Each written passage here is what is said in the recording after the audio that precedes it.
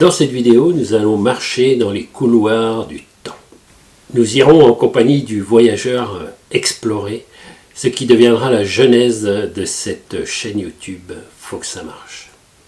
Une chose est certaine, nous allons beaucoup rire. Partons immédiatement dans les couloirs du passé parce que vous le savez, il faut que ça marche.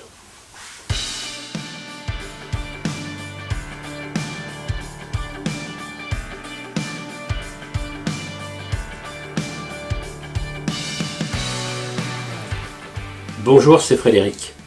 Je vous avais promis une vidéo par semaine, mais je suis comme vous, je suis confiné. Impossible d'aller arpenter les sentiers de Bretagne. Je suis donc allé chercher dans mes archives vidéo, histoire de faire ressurgir quelques petites perles. Nous avons une formule magique en latin, opus enim habet. Alors nous voici donc aujourd'hui de retour pour une aventure formidable, mais cette fois au cœur de la Bretagne. Et pour commencer ce périple qui nous conduira dans toute la Bretagne, nous avons commencé par un lieu légendaire et celte, puisque nous sommes ici dans la forêt de Pimpon, qui s'appelait autrefois la forêt Brocéliande. Qui se souvient dans son enfance de ce fabuleux conte des chevaliers de la table ronde, des fées Mélusine, Viviane et Morgane et bien d'autres encore, et surtout de Merlin l'Enchanteur, où nous sommes tout près de son tombeau. Ces images datent de 1995. Et je me plaisais déjà à vous faire découvrir les paysages de notre belle Bretagne. YouTube n'existait pas et ces images en VHS étaient réservées à un public familial et aussi quelques amis. Notez les prémices d'un grand youtubeur. Parler en mangeant et en buvant des bières. À la partie nord de l'île, près du phare du Pan. Et nous avons trouvé un petit coin charmant, il y en a des centaines dans l'île. Et ici c'est vraiment super, on est à côté d'une fontaine là, que vous allez voir tout de suite. Là. Donc, on a trouvé un petit coin charmant pour se restaurer.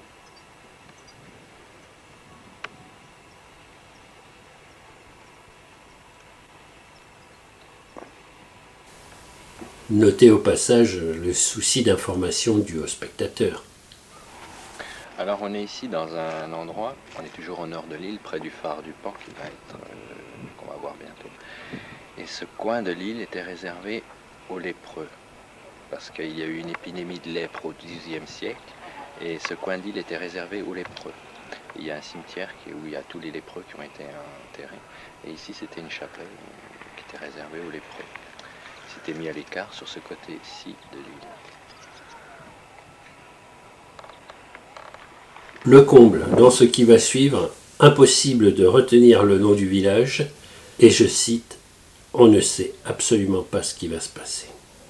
Nous nous trouvons dans la petite commune de Ploudbélac, enfin non, dans le style, et nous sommes à la fête du pain aujourd'hui. Le 7 août, c'est toujours la fête du pain dans cette petite commune. Alors, on ne sait absolument pas ce qui va se passer, alors c'est la surprise, on va voir.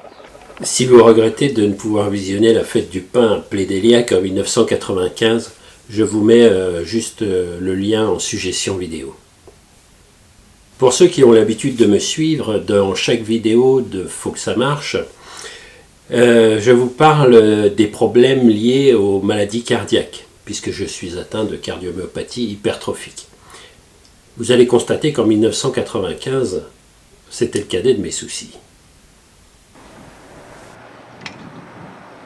Et nous avons quitté Plédéliac, j'ai retrouvé le mot exact, et puis pour arriver pas très loin, à Montcontour, où nous sommes actuellement. Et Montcontour est une cité médiévale entourée de remparts, et on va aller visiter Montcontour.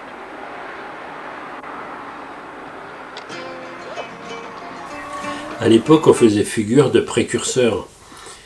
Quand je pense que maintenant, il y a une émission comme Nu et culotté, j'aurais dû y penser au lieu de mettre un pull pareil. Ce matin, de bonne heure, nous nous trouvons à la Pointe Saint-Mathieu, un des plus beaux coins du Finistère, juste à l'entrée de la rade de Brest. En plus, aujourd'hui, le temps est clair, il y a du soleil, il n'y a personne.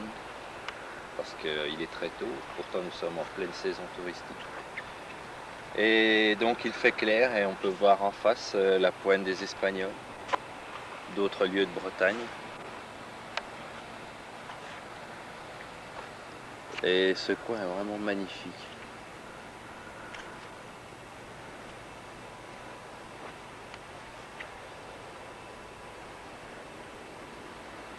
La pointe Saint-Mathieu avec son phare, son sémaphore et toujours ses ruines de son ancienne abbaye. Pourtant la poésie était bien là.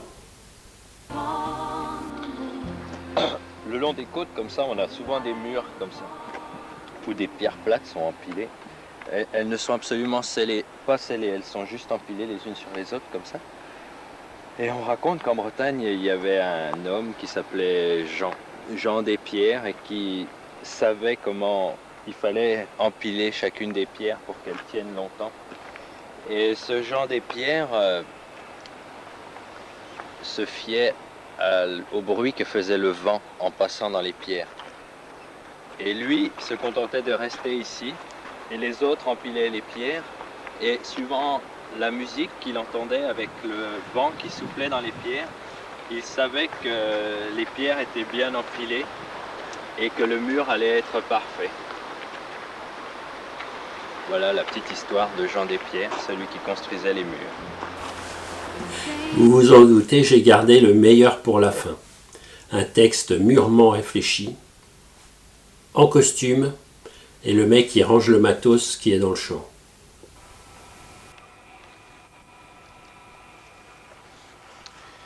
Nous étions donc lancés sur la trace des Celtes. Nous ne pouvions pas ne pas les trouver. Les Celtes sont partout en Bretagne. Et aujourd'hui, nous avons trouvé leurs traces en plein cœur du Méné, à Perfaux exactement.